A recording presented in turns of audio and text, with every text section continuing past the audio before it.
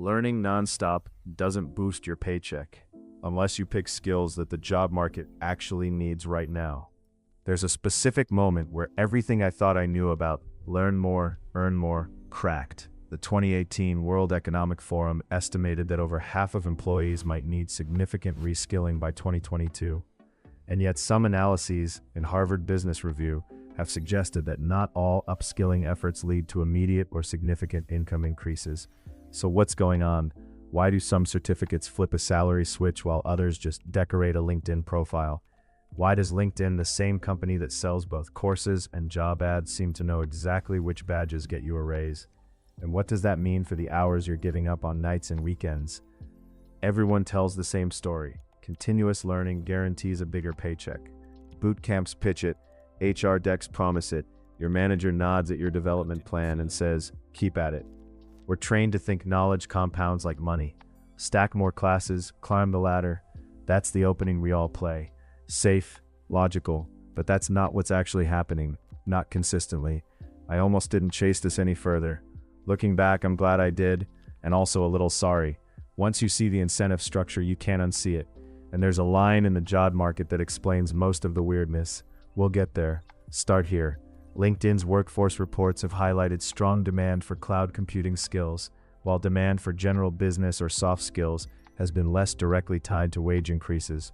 Same continuous learning, different results. Why? Because one side matched urgent hiring demand, the other didn't. Quick exercise. Right now, search LinkedIn jobs or Indeed for AWS Solutions Architect in your city, then search strategic thinking. Count the postings with pay ranges, note which ones say multiple openings or mention a sign-on bonus. Those little tells are market signals. They show up before your raise does. Seriously, but that's not even the strangest part. US companies are estimated to spend tens of billions of dollars annually on employee training and development, compliance modules, leadership seminars, big-name platforms, real money, and yet many learners don't see pay move unless they plug a defined skills gap. So who benefited from all that spend? The course vendors did, the HR dashboard did, your paycheck, maybe not. Sit with that for a second. You'd think the entire upskilling economy orients around wage outcomes. It doesn't. Here's where it gets interesting. The platforms and employers aren't villains. They're following their incentives. LinkedIn sells talent solutions to companies and learning to workers, which gives them a front row seat to demand spikes. Coursera optimizes for enrollments and completion rates. Udemy optimizes for course sales and watch time. Employers optimize for risk reduction and retention. None of those dashboards measure your personal income jump. They measure activity. And then I found something I didn't expect. In the 2018 WEF report, the reskilling call-out came with a sober caveat. The gains are bigger when reskilling aligns with roles facing clear shortages, like AI, data, or cloud. That rhymes with recruiter economics. Many external recruiters charge around 20% of first-year salary to fill hard-to-hire roles. If a company will pay a fee like that, there's headroom, budget flexibility. That's where wage premiums hide, not in the course catalog. This is the moment where two separate threads snap together. Cloud certifications correlate with raises not because clouds are magical, but because employers can't ship product without that capability. Time to fill balloons, budgets loosen. Your new skill walks into a bidding war, not a study group. Different game entirely. Stay with me, this gets weirder. There's one detail in job postings that predicts your raise better than your performance review. Hold that thought. I'm glad I didn't, because once you ask who benefits, the chessboard lights up. Employers benefit from broad, low-risk training, like communication workshops or compliance tick boxes, because it keeps auditors happy and managers aligned.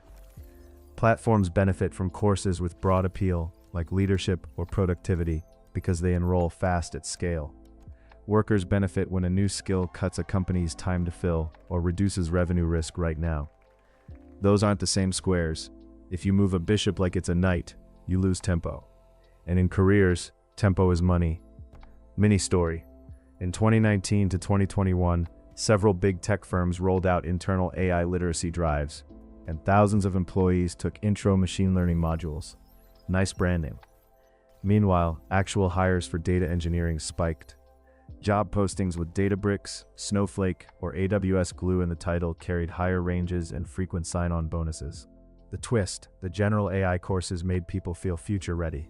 but the pay shifted to the unglamorous plumbing, pipelines, and warehouses, because that's where outages were costing real dollars. The incentive is simple. Pay premiums plug revenue leaks first, not vibes. But here's where the story turns. Continuous learning is not a scam. It's just priced by scarcity, and scarcity moves. This is exactly where most people make it too personal. A lot of the time, nobody is trying to trick you. The mechanism itself is enough. Employers pay a premium when a skill compresses their sales cycle or shortens a backlog. Platforms promote what enrolls. Your raise rides on whether your new skill sits inside a budget with pain attached. Okay, so how does this hit you at 7 p.m. on a Tuesday when you're about to click enroll? You've probably noticed this without naming it. The half-life of a hot skill is shorter than the course's ad implies. In 2017 to 2018, data science headlines drew oceans of learners. By 2021 to 2022, entry-level pay flattened in a lot of markets, while data engineer and ML ops stayed buoyant. Same family of skills, different stage of the pipeline, different scarcity window. Another mini story. Recent LinkedIn reporting has highlighted surging demand for cloud talent. Look at the job postings from that period. Many said hiring multiple, immediate start, sometimes 5K sign-on. Those phrases weren't decoration. They often signaled an internal status, a hard-to-fill requisition. Teams holding those recs frequently get exceptions, sign-on budgets, wider comp bands, relocation, translation, negotiation room. When a course maps into that pocket, your odds of a raise jump. When it maps into a saturated pocket, your odds don't. Not because you didn't learn, because the board shifted. Build a simple market-to-seat check before you spend a month on a course. Count how many postings in your region list the exact skill in the title, not just the description. Note whether pay ranges are posted and cluster above your current comp. Scan for multiple openings, sign-on bonus, or relocation offered. Cross-reference course enrollment volumes on the platform page. If a skill has 300,000 recent learners and 6,000 local postings, you're entering a crowded tournament. If it has 20,000 learners and 15,000 postings with aggressive ranges, you found a mismatch. That mismatch is your opening. You seeing the pattern here? We're not optimizing for inspiration. We're optimizing for time to fill pain. That's the pocket where wages move fastest. Everything else is slower comp review cycles, and thanks for developing yourself. And the question I always ask, who benefits, keeps me honest. If your company will reimburse any approved course, but won't adjust pay until the annual cycle, they benefit from your extra productivity now and pay later. If a platform discounts a course that 500,000 people are taking this month, they benefit from network effects. If a recruiter keeps pinging you for a very specific stack, Snowflake plus dbt plus AWS, your email is telling you where the scarcity is. That inbox is a market signal. There's another layer. Your window closes. Scarcity premiums don't last forever. As more people learn the skill, the premium decays. That's not random.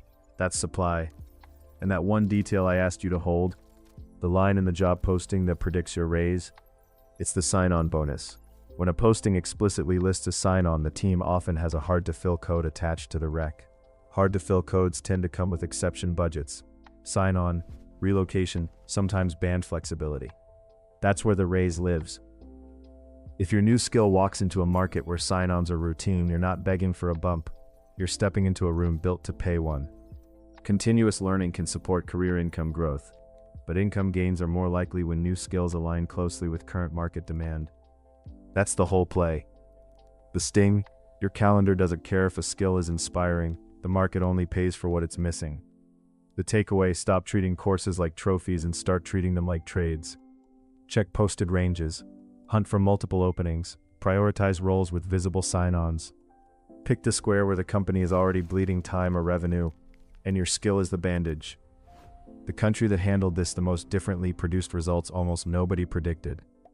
What's one skill you learned in the past 2 years that actually moved your pay? And did you notice sign-on bonuses or multiple openings in those postings at the time? Tell me, and the next time you hover over that enroll button at 7 p.m., ask yourself one quiet chess question. Is this move catching a piece? Or just training my king to run laps?